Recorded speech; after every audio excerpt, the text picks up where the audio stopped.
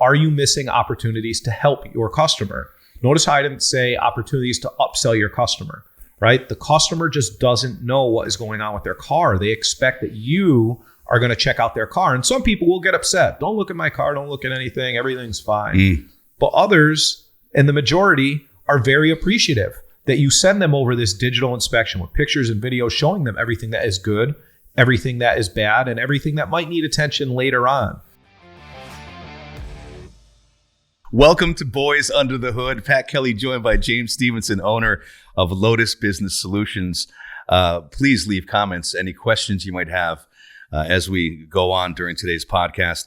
Podcast is sponsored by Lotus Business Solutions, also by Lotus Financial, part of Lotus Business Solutions, and also Lotus Media, which is one of the vehicles we use to market our clients that we take in. What do you think about radio? You've been doing radio for a long time with several businesses. What's been the impact on your businesses? I think radio is an incredible tool. And, I think radio is an incredible tool for many reasons. A lot of people focus on, well, first let's talk about touches, right? Like, what's a touch, right? And that's any time that somebody hears or sees or, your business is recognized in some type of an ad. And now more than ever, you see a million ads everywhere. You're buried in ads, absolutely buried in ads. And so, when we talk about marketing, we need more touches than ever. We used to need, you could post on social media once, twice a week and it would be effective.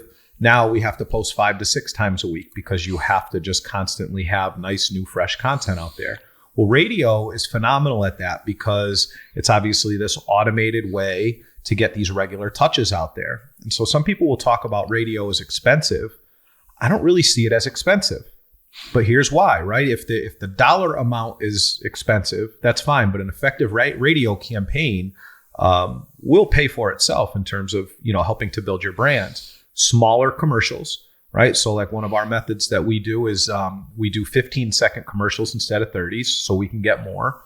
We advertise them every other day for a week, and we're a week on and we're a week off, and we're a week on and week off. And so we don't have to have a tremendous amount of commercials, but we get a lot. We own those days that we're on and those weeks. And so it makes it seem like you are constantly on the radio, and it gives you all of those touches, which in conjunction with other things make it, incredibly effective. So that's one of those things too.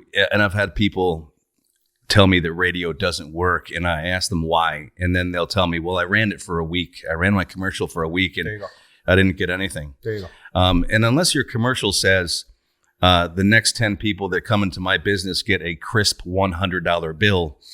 Who's the guy that does it well? The 25 steaks for like $8 or something like that. What is this guy? Yeah, I think it's the Backyard Butchers, right? Yeah. The ribeyes for whatever it is, right? Yeah. And they beat the hell out of it for the time that they're on there. Yeah. And that's really one of the keys. When the guy told me he was on for a week and it didn't work, I said, well, of course it didn't work. You were on for a week. Yeah. Part of it, and we've done this with Precision and with some other businesses, is consistency and being able to deliver an emotional message that people can appreciate. When I talk about breaks on the radio, you're going to need breaks someday. Every single person listening can relate to that. They're going to need breaks someday. Yeah. And when you need breaks, by the way, Precision, right? It's never, come down today for the cheapest brake job. It's about establishing the message consistently and over time. And you've got to make a commitment to that. You've got to be on for a couple of months anyway. And then if you need to back off a little bit, to maybe change up your message a little bit, cool. But you've got to be on there consistently with a consistent message. Specific message. Yeah. It can't be this, our business offers this,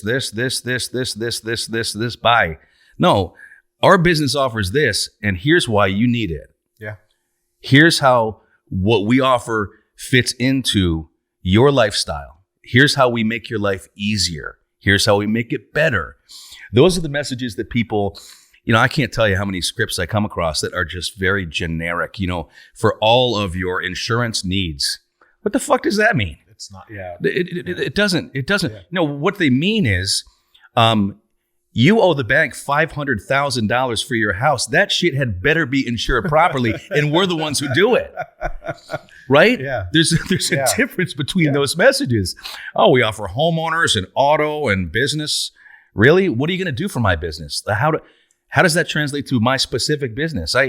I sweep chimneys for a living. How does that go? What are you going to offer me specifically like that? So I would say that to anyone who says that radio doesn't work, I can show you in 10 seconds that radio works if you're willing to lose $100. And I would say to you, give me your phone number. I'll go on and I'll say the first person that calls this phone number gets $1,000 cash. And then the guy will be like, oh, well, of course. Well, there it is. Like we're not in the business of taking someone by the hand and bringing them to the business. We're in the business of putting you on stage in front of an audience. Imagine that you're a performer, because that's what you are. Yeah. Right? We put you in front of the crowd. What are you going to tell the crowd when you get in front of them? Come to us for all your insurance needs. Thank you. Bye. Yeah. No, you're not going to tell them that. You're going to tell them specifically what you do. Your ad rep plays a tremendous role in your ability to convert customers, though, too. Like it's true. You're not only on air with Rock 102. You are, I believe we were one of your first clients as our ad rep. And while the woman before you always did a great job, you and I just had that closer relationship where you knew a lot more about the business, and you were able to help really dial in our message, because that was the thing. We'd go in there, I'd record 4 or 5 commercials, and then I would forget about it for a while. And you'd be like, James, these things are stale now. Yeah. We've already beat them up because of the way our ad schedule works. We own those weeks. Nobody wants to hear about it in 30, 60 days. So your ad rep should help you really hone that message in and obviously help you with that schedule. I don't even know how you come up with the ideas that you come up with, but you're phenomenal at it. And you bring up a good point there. Part of, being a business owner, you really do have to weed through reps. You've got to find someone whose first goal is to build your business. And I've always said this: the money, the commission, all that falls into place if you go in with a pure mind to build the business. You got to give a shit beyond the ad. You got to give a shit beyond the pay of it. Mm-hmm. You need someone who's ready to be not just a rep, but a business consultant. When things go bad or things go good. Someone who is willing to be honest and say, okay, let's change this up a little bit. You're not getting as much business over here as you thought. Let's sit down and hash out how we can do that. Yeah. You're not going to get that from someone who shows up every 60 days and says, hey, you want to advertise this month? You're not. Yeah. And that's why, and it's intensive. And the reason that those people are so hard to find is because it takes a lot more time and a lot more effort. Yeah. It really does. And I'd rather have a small number of people who are killing it than a big number where some might be. And I've always said that even on the radio, right? I would rather have 100 listeners that I can motivate than 10,000 that don't give a shit. Yeah. So that's the approach that we have taken even to this podcast. Yeah. We're not trying to reach 100,000 people every week. We're not trying to reach the whole country every week. The way that we market this podcast is very basic. We target people based on common interests, right? Things that auto repair shop owners and trade-based business owners would relate to, and we're looking for people to come back to our website. We're not necessarily looking for them to, engage and play around on social media. That's not our target. We want them to come back to our site and then schedule a call. And it's very effective when you are targeted, and sometimes people, when you talk to them, they're like, well, I'm only getting, 10 likes on my social media stuff. Who gives a shit? That's fine. Are they coming into your business? I love how you go into a different voice. Yeah. Whenever and you do this, and he does this. You like when you become the customer or the business owner or whatever, you get a different voice about you. Yeah, you got a ventriloquist or something. Who knows? Right? No, but it's true. And, I wanted to touch on radio because that's just part of Lotus Media. Obviously there are so many ways to reach people with your unique message these days. And Lotus Media can help you out with that because a lot of the questions that we take, they have issues at the shop, But a lot of it, the light goes on, and the issue is you're not marketing properly. You're not defining what you do properly in your marketplace, and that's really an easy discussion. Really, it's about talking about goals, what the auto shop expects, how many cars they expect 30 days from now, 90 days from now, and then we sit down and put together a plan to make that happen. And it's fun doing it. That's the part of it too. Like beyond any of this, it's a thrill for me whenever we get with a business that needs help, we help them and they kill it. Yeah. Yeah. We are batting 1,000. Yeah. It's good. Knock out some wood here, but we're batting 1,000. All of these businesses, we're able to get them a tremendous amount of exposure and get them the traffic that they're looking for. And then, that can die on the vine if the business itself doesn't know how to handle the traffic. And that's where, the business solution side comes in. We help you put the systems and people and everything in place so that you can handle the traffic. The traffic is the easiest part of the business. Right. It's by far, hands down, the easiest, the funnest. And the rest of the stuff is tough. I mean, how many times have we dealt with businesses where here I am over here, just dying to go, start spreading the word on them. And you're good at this. You're good at pulling me back and saying, no, let's get the infrastructure straight. We're in that right now. We're in that right now. Exactly right. We're waiting to get done with this so that we could talk about one of the businesses. I'm excited because the website became live, last night? Yesterday? Yeah, yesterday, 2 days ago. Yeah. So our newest company is Original Car Detailing out of Agawam, Mass. And that's a bolt-on acquisition that we'll just bolt right on to Precision Auto in West Springfield. And, it's a complementary service. So auto detailing, it's huge. It's a very, very necessary, very needed service through either preventive detailing or just to kind of reinvigorate your car and make it nice and new and clean again, disinfecting the interior. Cold and flu season, they got this new flu coming out. You hear about this thing out of come on, really? Or whatever. Who knows? I'm glad I stockpiled all my masks. Yeah. I'm not doing that again, by the way. Wearing them. Yeah. I'm not doing it. I'm moving to northern Wisconsin. I'll be in Florida. I'll be in Florida with you then. Good. Okay, that sounds better than Wisconsin. Perfect. But anyways, what we got? What do we got a question? Oh, we've got a question from a shop owner. This is from Bonita Springs, Florida. Hey, all right. Look at that. Yeah. Dylan, do you know Dylan? Are you setting me up right here? I'm south of Bonita. All right, okay. South of Bonita. Dylan is an auto repair shop owner. He writes, I bought a shop I worked at for a few years. Okay. The shop's has a great reputation, but we seem to be slowing down quite a bit.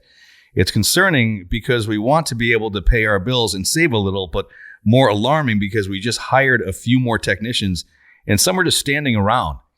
As you know, it's hard to find them to begin with, so I don't want to lose them. What's the fastest way to get cars in the door? So I feel like a lot of this, and this is something that we've done as well, right? Before we even agree to work with a business, we do some investigating of the business to find out, are they serious about succeeding? Are they serious about taking the steps to succeed? What are they doing now? Mm-hmm. Are they fixable? Mm-hmm. Right? We did that with OCD. Yeah, we turned down more companies than I think even you would realize, and you're involved in the process. Some of them, they don't get past the door.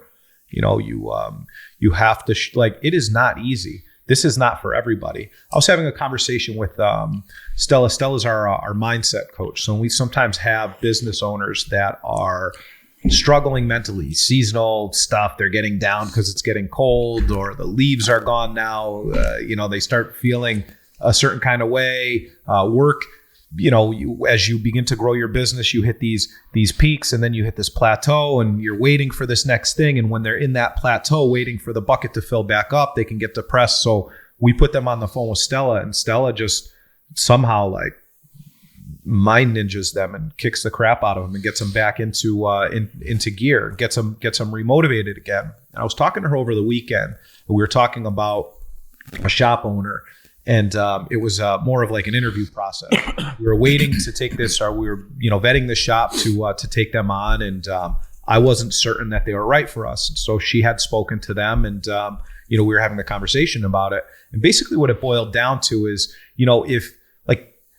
if you either are an entrepreneur or you are not.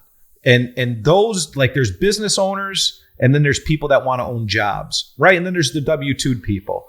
A lot of the W-2 people, they just don't get it.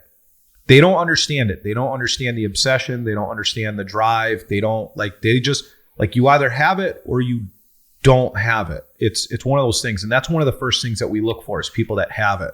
We're not always concerned with just like revenue and, all of those things that, would normally go into buying a business. We buy businesses in most cases, just like we would hire somebody. It's a similar interview process, but obviously there's a lot more financials and things that are involved in it. But for the most part, we're looking for talent, right? We're looking for people that we can train to be business owners. Just like if we're hiring a technician, we hire people based on attitude, aptitude, and ethics, right? If we're going to buy a business, sometimes we'll buy really, really good ones that are cash flowing and they're already doing well. We don't really have to do much. We turn a screw here, turn something there, tighten it up, new coat of paint, we're good. Other ones, you have to totally rebuild and revamp, and that is a process. And it's okay, but you want to make sure that the other end of the equation is going to do what they need to do, because you're putting all this time and energy and money into it, and you're expecting a return as well. Right. And so sometimes, you get people that just don't get it, So when this guy bought this shop, I don't really know anything about him. And so the way that I would normally go about this is I would begin to learn a lot more about this guy. But from a bird's eye view, if you want to get traffic in the door, there's a couple ways to do it. One, you want to make sure that you're maximizing the car count that you have now. So if you've got 100 cars coming in and you've got a $100 ticket average, you're doing just oil changes, right? Like just quick in and out. You're basically a lube shop. And so your first area of opportunity is those cars that you're looking at. And so people could say, well, an auto repair shop is just trying to upsell me. That is not the case. If you have 100 cars that you look at, statistically, 80 of them have some type of a suspension issue or something going on with that. And so you can look at it from a couple fold. One, well, I don't want to be self-serving and I don't want to upsell my customer, or I need to tell my customer about this because they are unsafe when they leave this building. And so if you look at your ticket average and you're doing a lot of vehicles, right, or you're doing a good amount and your ticket average is really, really low, are you missing opportunities to help your customer? Notice how I didn't say opportunities to upsell your customer, right? The customer just doesn't know what is going on with their car. They expect that you are going to check out their car. And some people will get upset. Don't look at my car. Don't look at anything. Everything's fine. But others, and the majority, are very appreciative that you send them over this digital inspection with pictures and videos showing them everything that is good, everything that is bad, and everything that might need attention later on. The customer needs to know 100% of what is going on with their car 100% of the time. It's regardless. It's not your problem. It's not your problem to say, well, I don't want to tell them. No, you have to tell them. So here's what it is. Sorry. It's basically the same process that a good doctor does. Yeah. Right. When you go in to get a physical, you can lie to your doctor about things if you like, but if you're open and transparent about it, it's his job to, while he's got you in the shop, to look you up and down. He's got to. He's for some extra tests. What's that mole? He's got to. That skin thing. Because that could also, it could lead to liability down the road. Well, my doctor didn't tell me that this thing was precancerous on my back, and now I'm having to go for a major surgery. That same thing can happen in the automotive world, right? If someone comes in and they've already gone through their brake pads and now they're down to their rotor, you can't let them go out the door. No, because my wife and kids drive on the road too, and every, you have all these people out there. Like, the last thing you want is somebody to leave your shop in an unsafe vehicle. And sometimes it happens, not because we don't check the vehicle out, but sometimes people just don't have the time, the ability, financial wherewithal to fix their vehicle that day for whatever reason, and so unfortunately, sometimes things like that happen. If it's, a gross safety issue, meaning a larger one, not, the type of, gross. If it's a large like, ew, my brakes, gross. Yeah. Ew. No, I get it. If it's a large safety issue, then, obviously you really want to stress the fact that it needs to get done. But then we offer payment plans and things like that to try to, accommodate them as much as we possibly can to make sure that we can do a really, really good job for them each and every single time. So you start with a proper systems, right? One of our systems is the first thing we're going to do with the vehicle is the technician punches onto it, and we use our cell phones. All technicians use their cell phones in our shop. And so they use that for our management system to get their jobs assigned to them. They take photos and videos of the car before, during, and after the service so that we can show the customer, compare and contrast, right? This is what the thing looked like before. This is what it looks like now.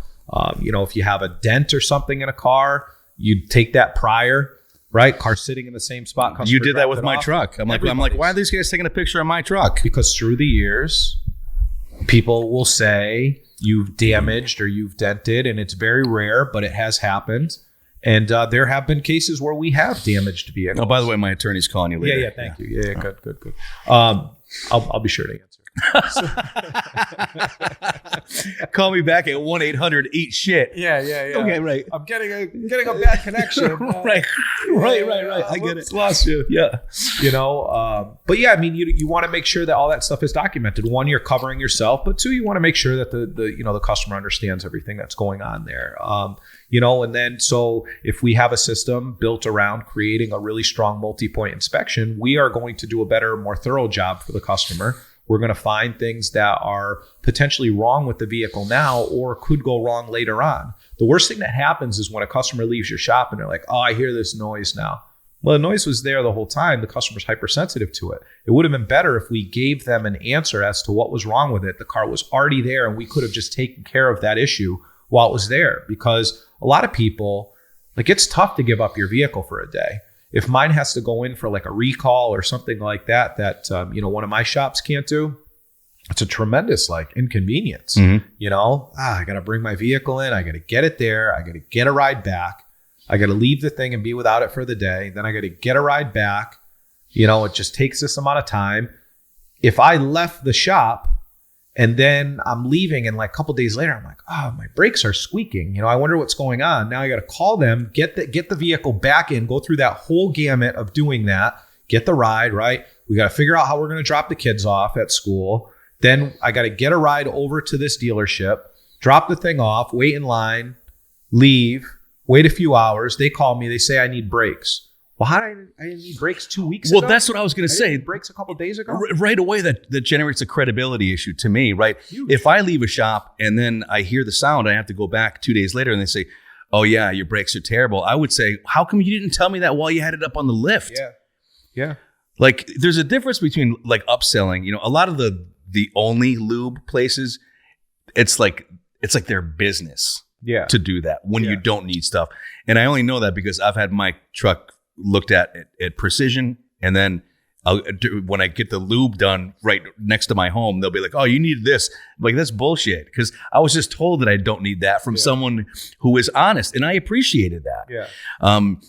So part of what Dylan's struggle is that you think he might just be doing the service they're asking for and then sending them out? I think that's, I don't know. And I think generally speaking, those are the things that I would look for. I would look at his ticket average, and then that would be the first place I would look, because it's easier to increase your ticket average by checking vehicles over properly, right? It's not about increasing ticket average. It's about providing the best service to the customer. I just really want to be clear with that, right?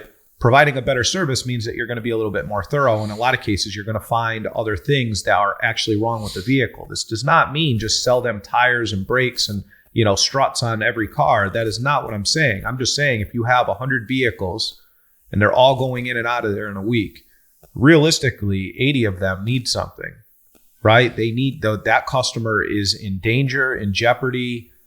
There is something wrong with at least 80 of those cars. Never mind the fact that now we need to talk about scheduled maintenance and K services. When people call up and they're like, I need a tune-up, there is no such thing as a tune-up anymore. Right. Tune-ups are K services. They're mileage-based services that pop up, and the manufacturer says, hey, look, to keep my warranty current, you need to do A, B, C, D, and E at these very specific mileages. And if you don't, we're not going to take care of your warranty. And if you don't, your vehicle's probably not going to run the way that it should. And so your shop needs to be checking over for these mileage-based services. It is in the best interest of the customer. The safety thing, the mileage-based service, all of it. And if not, then you're underservicing a vehicle. And to take that a step further, if you are underservicing a vehicle and the engine blows up and the vehicle is under warranty, now that customer, comes in, hey, my engine's making noise. Perfect. It needs to go to the dealer, right? It needs to go over to Honda or wherever. Now Honda takes a look at it and realizes, well, they haven't been servicing it for 20,000 miles. And there's something wrong inside, and it's clearly something to do with improper lubrication. And then they want service records, and they find out that the vehicle hasn't had all of the case services done. Who is on the hook for that? The customer. The customer, potentially, the shop that serviced it, right? I don't want to have that discussion. I know that. So I would rather recommend the work to the customer based on the mileage-based intervals that, say, in this case, Honda or Toyota or whoever is recommending. And I would rather the customer decline it than me not recommend it. So now when you do that, do you have them sign that basically I don't want to do this? Well, or do you show them a sheet of this is what we found? Yeah. All of our stuff prints out like that. Yeah. So all of the, so based on the current mileage of the vehicle, all of that stuff prints out. It gives the technician basically bullet points. Hey, you need to check these things. And so the technician will check them, because sometimes we'll get a vehicle in, say, at 40,000 miles. And should have had the 40,000 mile service done. But some of it was done somewhere else and some of it wasn't. Well, then we just modify the case service just to bring it up to date. So it's up to the technician to check and see what has actually been done and what hasn't. And then obviously do a full multi-point inspection where we're taking videos and pictures. And again, it's not about the upsell. It's about making sure that we're not under-servicing the vehicle. And we want to build trust and credibility. So we take pictures and we take videos and we send all of that over with a detailed estimate. And the customer can look at it on their own time and they can approve it right from their phone. They don't have to call us back, right? How do we make it as easy as possible? How do we let them fall out of bed and land in their slippers? It has to be easy to do business with us. You can't just be good. It has to be easy to do business with you too. I've been over to Precision enough to watch the process. Yeah. And Matt, who is running a great shop over there, where someone will come in and Matt will say, hey, we noticed this. And the customer, I would say most of the time, says, I don't have time for it today, but when can I bring it in next week? And they really appreciate it. So it's almost like, one hand washes the other, right? You're not trying to upsell them for the money. It's nice that the money comes in, but the truth is you're looking after them. And then the money will come in. Similar to what we were talking about earlier with having a radio rep that gives a shit about your business, right? Yeah. You've got to legitimately care about them. Yeah. There's no faking that. If you don't want a good job done to your car, right? And good can be subjective, right? So let's define that. If you don't want a shop to do a thorough analysis of your vehicle, and you don't want the best technicians using the best equipment fixing your vehicle in a very timely manner using the best materials, don't come to our shops. Like pure and simple. Don't come to our shops. If that is not what you're looking for, if you don't want the best in a very timely manner, don't come to our shops. If you want the cheapest and you're not so concerned with quality, and you want jobber type parts, right? Advanced auto parts and AutoZone, and there's a time and a place for those types of materials, right? But I'm not going to put them on that thing. No. I'm not going to put them on some of these higher end cars that we service. I just wouldn't. I would use something that is supposed to be on there. But if you're not looking for that stuff and you just want it as cheap as possible, and you're willing to deal with issues that may pop up later on, and you're willing to deal with multiple visits, and you want to diagnose the car knowing nothing about your car, and you want to tell a shop what parts they're going to put on, and you want to go source your own parts and deal with all of that stuff, then you're welcome to go do that too. But if you want the job done perfectly, quickly, and you want somebody to stand behind it, and you want all the convenience, and you want people that are nice to you, that answer the phone instantly when you call, and do all of these things and are experts at what they do, then you come into us. But if you don't want that, then well, because you've established your business to be like that. Because that is exactly who our customer base is. And so sometimes, we'll get a customer that maybe isn't for us, and we'll still give them the same high level of service. But, sometimes our service just isn't for people. You'll get a customer that maybe wants to buy a 12 or a 15-year-old Mercedes that hasn't been serviced, hasn't been repaired for many years, many years. and it's in a state of disrepair, and they got a deal on it. And now the check engine light's on, and they can't pass inspection, or something is going on there. And they bring the car into you, and you take a look at it, and they lose their mind. And this will happen probably a few times a year. They're like, what are you trying to charge? We didn't break the thing, but you don't ever say that, but like all we're doing is telling you what we found on the vehicle. And so historically, that type of customer that, really shouldn't be driving that vehicle just because they can afford to purchase the car, to own the car, there's still maintenance and the repair costs that all go along with that. And so it's up to us to really educate people too, and try to be as open and upfront about our pre-purchase inspections that we do. And those are a great opportunity to, one, get a real clear view of what is going on with your vehicle. But aside from that, to understand what is coming up down the road too, because in a lot of cases, somebody will come in with a car like that and say, hey, Pat, right now this car is in okay shape, but it's going to need this, that, and the other. And then this is what your maintenance schedule is going to look like. And this is what we anticipate your yearly maintenance cost is going to be on this vehicle on top of these repairs. Are you prepared for that? And in a lot of cases, when we get that customer, we're able to show them those things. No, I'm not prepared for that. No, I didn't even know that stuff came up. I just want a Mercedes. Right.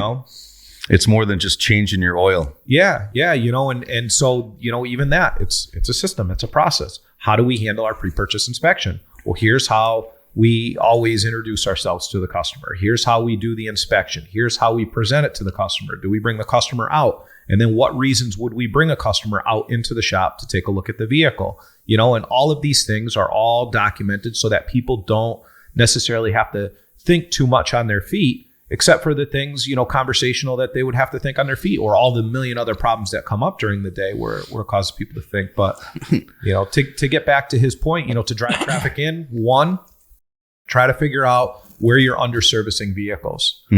Try to figure out if you are. If you're not, you can run specials if you wanted to, right? We've talked about that before. I don't really like running discounts. I like to add value added services, give something when they get this. Right here, we're going to do this extra thing if you come in and you buy this. Right. We're going to show you how great we are, or we're going to get you back in and continue to show you how great we are. But come in, do this, and we'll get you that other thing. We just had that conversation, a live one the other day with a client that wanted to offer these big discounts because somebody else was. And so he was on this like piggyback marketing mentality. Like, well, this guy down the street is offering this. We need to offer that. And I said, hold on a second. Why do we need to offer it? Right. That was the exact conversation. Why do we need to offer this? Because he is. Right. You don't have to if you're better. I mean, that's assuming that every single shop in America is exactly the same. Yeah. That everyone offers the same service. And it's not the truth. And as far as Dylan goes, I would say once he makes that adjustment and starts kind of consulting his customers beyond the repair that they come in for, once you start doing that and they start coming back, then start spreading the word of being the premier auto shop in the area. And here's why. Brand. Yeah. The brand building stuff is the evergreen content. That's what we focus on, with like precision. We're so good at that for so many. We still are good at it, but who we are, what we do, how do we help people over and over and over. And if you go back and you look at historically content that we put out for that business or other ones, it's very rarely like come into us now for this one special thing. It never is. We've never done that. Yep. We never advertise price. We never advertise, these types of discounts. And really the only people that we give any type of discount to are already existing customers. Instead of like a phone company saying, oh, well, come to me and I'm going to give you all these free phones and give you all this stuff. And then I've been a customer for years. I'm like, hey, I dropped my phone. I need a new phone. Right. What can you do for me? Nothing. Go away. No, man, I'd rather, I always want to take in new customers, but I think it's easier to retain one, and it's cheaper to retain one than it is to, go and try to find new ones. And I think as soon as you gain the trust of one, they're not going anywhere unless they leave the area. No. Same, we're habitual, right? Particularly when something's good. Yeah. So I say to you, Dylan, you start racking up these people if they're coming in for an oil change, and you start consulting and saying, hey, man, I noticed that this is going on. You're going to establish trust with your people, and then you're going to establish long-term customers that way. Yeah. Oh, absolutely. So, and I think the last thing that I would say for Dylan would just be to, really toughen up your website and make it as easy as possible for people to contact you and to schedule right on your site. Do you know anyone who could do that? Yeah. So our Lotus Media side is really, really phenomenal at that. With the websites and with the calls to action and with building out landing pages. And so landing pages are basically like a specific page on your website that is set up to work well with a very specific ad. And then that would be the next thing is paid ads. Paid ads are huge, right? You have to have a very strong place that you send the ad back to. You have like this much room to gain somebody's attention. Yep. This is what, right? I'm looking for widgets. Perfect. Right at the top of the website. Yep. We're great with widgets. Here's a bunch of widgets that we've done. Here's our reviews. Here's a button you can click to contact us or schedule or financing or all three. It has to be easy, not cluttered, clean, very basic, minimalist type look and feel. And, and so while you're paying for these ads to come back to your site, that's because you're not showing up in search for these things and you want to show up all the time. Right. And so while all of that is happening, you're taking all of that data that you're getting. Where are these people finding my ad from? What are they searching to find my ad? What are they doing when they get to my site? Are they going to other pages? And then create more ads and on-page content built around that. And so that will make your, if you create better on-page content, it makes your site more relevant in search. Plus it makes it more relevant to the ads, lowers the cost of the ads. You keep getting bumped up in search, all of those good things. But you have all of these things kind of working together. And, when I start talking about these things to different business owners, they're like, what the fuck are you talking about? Right. What the hell? Hold on. Is this voodoo? What is this, magic? Yeah. And then what are you doing with social? And what are you doing with your Google Maps listing? People don't post on Google Maps. And that's like one of the best, SEO values that you can get. And it's totally free. All you've got to do is post on there the same way you do to social media. There's a certain way that you'll build your hashtags and your geolocation and how you store your file name and all this stuff. Whatever, we can get into that nerd stuff later, but Lotus Media does all of that. And so we do all of that for our clients. We build out all these campaigns. We figure out, how to get them the traffic. But, us doing on-site regular SEO, we have an AI program that we plug into all of our sites, and it works 24 hours a day, 7 days a week. It goes in there. It is constantly taking the analytics from Google Analytics. It is constantly taking the analytics or any of the data that we get from our ads. It's telling the website. It's automatically changing text and things on the website automatically to make it more relevant to all of these different things. And then it's automatically going and telling Google Search Console, hey, we've changed some things on this site here. Rank us, right? Crawl us, right? And rank us. And it does that 24 hours a day, 7 days a week, automatically once we set it up and we set the, it takes us a couple of weeks to get it set up. And once we do, it's off and running. It's insane. It's an incredible program. And you run the shop and let this do the work for you. I'm telling you, out of all of the clients that I have, all of the businesses that we own, all of the clients that I've had, all of the businesses that I've helped build through the years, we've had some in here, some we haven't, but any like these raving, incredible stories, all of them, the easiest thing to do is generate people, to get people to come into their business and pay for their service. That is the easiest thing to do. By far, hands down the easiest. So when you talk to people and they're like, this is so challenging to do, okay, spend the time and learn it, or just go and hire a professional. And then just you be in the shop and focus on the shop and let us do the media. Let us do all of your marketing plan. This is what we do all the time, right? Let us handle your financials. Why are you sitting here struggling to do your books, right? Lotus Financial can do your books. They can schedule, or take care of all your tax returns. They'll make sure that you're all set. Right now, Nicole's doing all kinds of like year-end meetings with everybody for people that have to spend a little bit of cash before the end of the year. Right. Hey, what do you need to buy? What don't you need to buy? What can we do? Spend a little bit of money if you need to. Don't go and spend money if you don't need to. But if you're going to need it in January or February, buy that thing now. Buy it right now. So Dylan, I hope we helped you. There was a lot of information there. Yeah.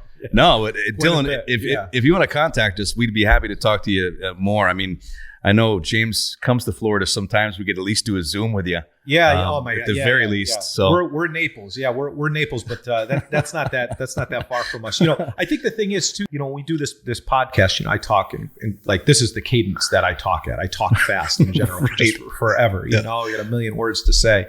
But if you want to schedule, a call with us, you could just go right to our website, lotuspe.us. And then from there, we'll ask you a lot of like very specific questions about your business. Right now, it's just kind of, I never met Dylan. We never talked to Dylan. We don't know what he's doing. We don't even know if his mindset is right. Right. That's the first. Right. That's the first thing. And so if you are a struggling business owner, just reach out to us. It costs you nothing. Just reach out to us. You can schedule a call with us. It takes anywhere between 15 to 30 minutes, that initial call, and then from there we determine some next steps, and we can help you with the real world problems that you're having. We can ask you questions that will help us dial in our answer. And I think the thing is, you've mentioned this many times, Pat. We don't really do this because we have to. Like, we're not really in a position. Well, I haven't been for many years where I'm in a position where like I need to go out. Like, it's just, I enjoy it so much because I struggled so much in business for so many years, listening to all of the wrong information and this terrible information that I was told when we were younger, right? When you're younger, you're told, well, go and pay for everything in cash too, right? Remember that? Oh yeah. Everybody would say, go and buy. If you can't buy a car in cash, you shouldn't buy a car. Well, if you're in business, you shouldn't be buying your car in cash. You should be using the bank's money, and then you can reinvest your money back into your company and whatever. And so while that's just a minor example of it, there's a million things that I was told wrong, and nobody I really knew was a business owner. So there were many years that I struggled until I really buckled down and got a lot better and hired a coach and began to learn. And then, we like to do that for other people. That is why we do this, because we want to see these businesses grow. We like changing these lives, and that's what we do.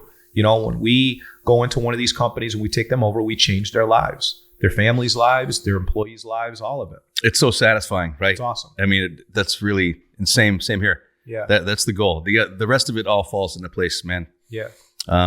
If you go at it with a pure heart and wanting to do the right thing, it's going to work. Yeah. True. That's the end of it. Yeah, so it's true.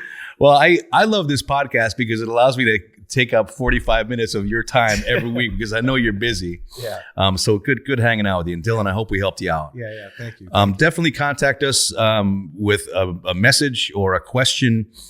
We'd be happy to answer it and address it here at the Boys Under the Hood podcast. I'd like to again thank our sponsors, Lotus Business Solutions, Lotus Media, and Lotus Financial. You can learn more about all three.